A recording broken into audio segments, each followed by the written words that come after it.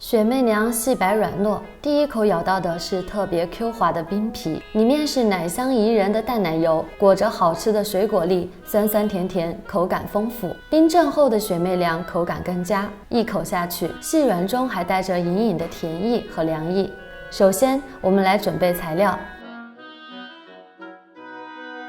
第一步，制作雪媚娘皮。首先将南瓜上锅蒸熟，用料理机打成泥。然后再将糯米粉、玉米淀粉、糖加入南瓜泥中，充分搅拌均匀。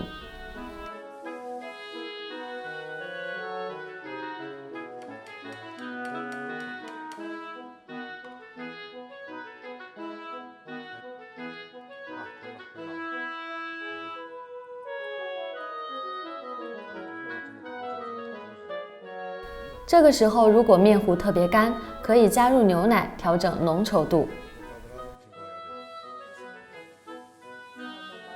面糊放入容器封保鲜膜，保鲜膜表面需要扎孔。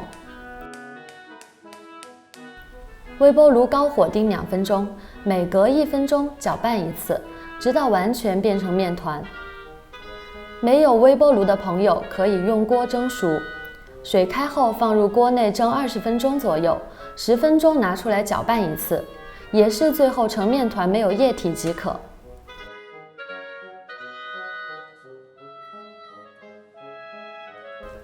第二步，炒熟粉，防止粘手。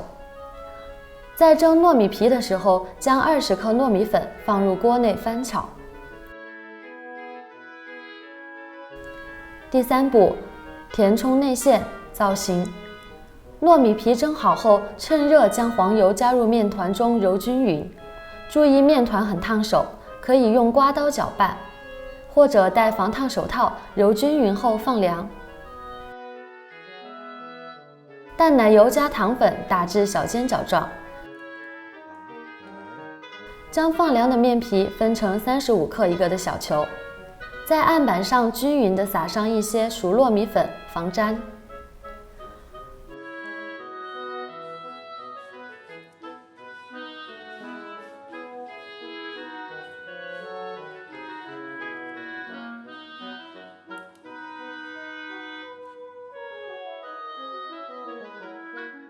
再将小球擀成面皮，包上奶油，撒一些奥利奥碎包起来即可。